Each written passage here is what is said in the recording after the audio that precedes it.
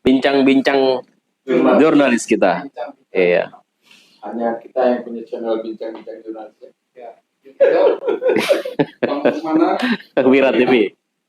Ya, jadi ini menanggapi satu info terbaru tentang besarnya pajak yang kemudian harus dibayar oleh pesantren Al Zaitun dari 200 juta kemudian membengkak menjadi 3,5 miliar sesuai dengan podcast yang dilakukan oleh Alvin Lim dan Bang Handi Nasution. Nah, Itu saya ngeri banget ya. tanggapannya Bang?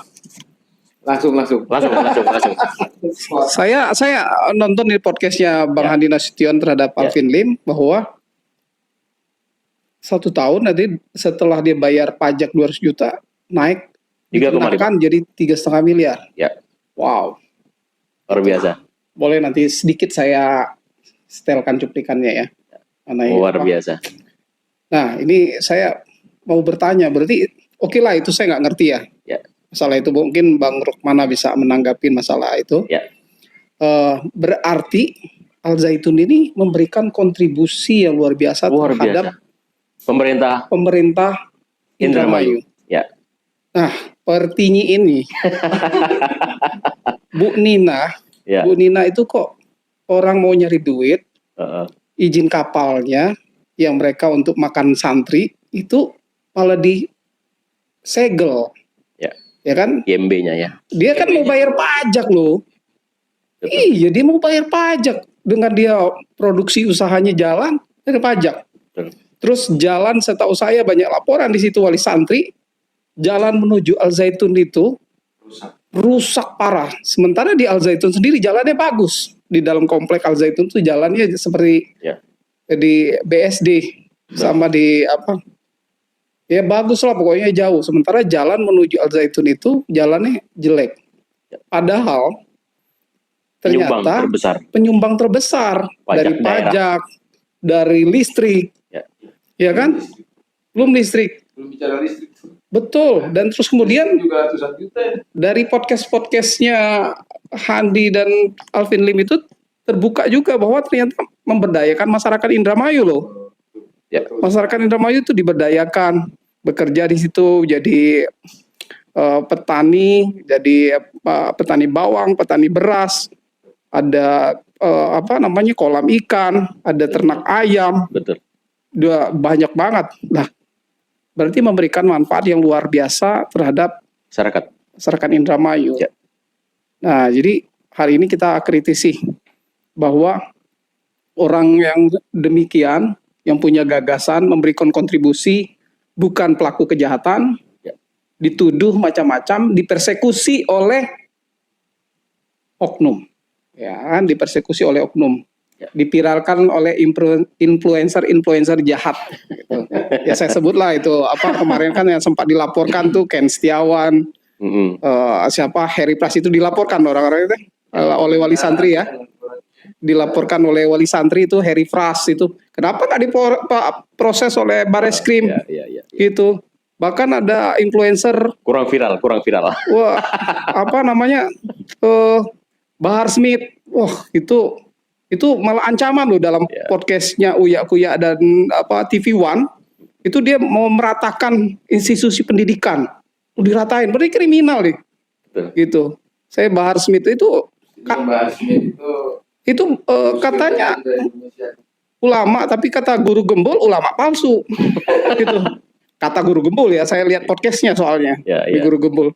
Ini pemerintah Bareskrim gimana nih gitu kan? Ya keadilan masyarakat yang mana nih gitu tuh. Ya artinya memberikan kontribusi pajak yang begitu besar, bayar listrik yang besar gitu kan, oleh Bu Nina kurang perhatian. Bu Nina sebenarnya yang harusnya mengayomi warga Indramayu, wah gawat kalau begitu. Sebentar lagi pilkada. Ya, sebentar lagi pilkada. Ya saya nggak yakin terpilih lagi Bu Nina kalau begini caranya. Gitu ya. Itu sih dari saya nih. Dari saya itu Bang. Oke. Bang Rukmana. Ya, ini cukup mengagetkan juga soalnya. Dari 200 juta kemudian membengkak menjadi 3,5 miliar. M ya. Luar biasa. Ini kita tahu dari Podcast. pernyataannya si Bang Hamdani juga ya, selaku lawyernya Panji Gumilang dalam kasus TPPU ini. Tapi jauh sebelum itu, sebetulnya saya dalam video saya sudah mengangkat tentang bagaimana kontribusi Al Zaitun terhadap Indramayu maupun terhadap negara. Saya sih sebenarnya sudah angkat itu. Jauh-jauh sebelum ada podcast Handi ya, saya sudah angkat tentang itu bahwa Al Zaitun adalah kan yang memberikan kontribusi besar terhadap bangsa dan negara ini. Ya, terlebih kepada Indramayu. Ya, kita buka apa saja kontribusinya Al Zaitun. Yang pertama, kontribusi terbesar Al Zaitun kepada Indramayu adalah pendidikan itu sendiri. Telah merubah image Indramayu sebagai pengekspor TKI, TKW, ya. Dan dalam tanda kutip ya, Indramayu perempuannya adalah sebagai WTS. Di mana-mana itu orang mengenal Indramayu dari WTS-nya. Mohon maaf ini. Ini fakta sosial. Ya, fakta sosial yang juga dibuka oleh Alvin Lim.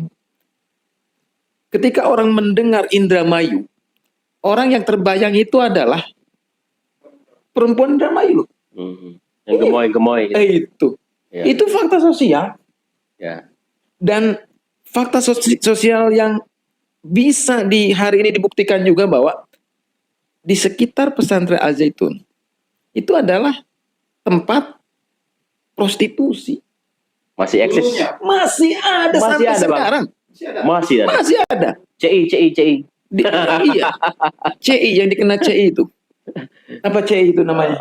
Singkatannya. Jam terbangnya kurang jauh. Mainnya kurang jauh. Itu fakta sosial itu. Ya. Waktu demo di Al Zaitun di pintu utara itu, sebelah pintu utara itu adalah tempat prostitusi, warung remang-remang itu. Ya. Masih ada. Masih ada, Bang. Bisa dibuktikan, ya. Ya. Nah, dengan adanya Al Zaitun sebagai pondok pesantren, secara perlahan nama Indramayu itu bagus secara image ya.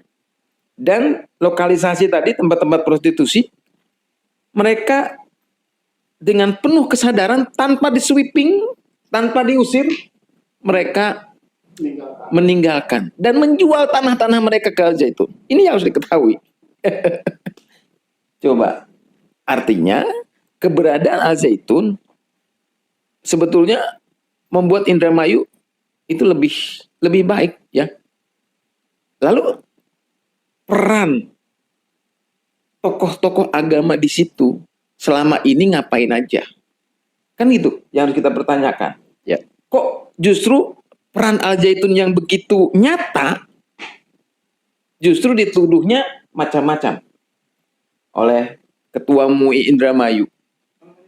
Siapa itu? Yang itu saya Satori ya? Ahmad Satori apa siapa? Kalau nggak salah Ahmad Satori. Itu ya. Dia mempermasalahkan keberadaan Al Zaitun begini dan begitu. Tidak bermanfaat. Padahal itu asas kebermanfaatan Al Zaitun. Baru adanya pondok pesantren saya sudah seperti itu. Yang kedua lagi nih. Ini Pak, berarti si Ahmad Satori itu bagian dari tim kriminalisasinya. Bagian dari orang yang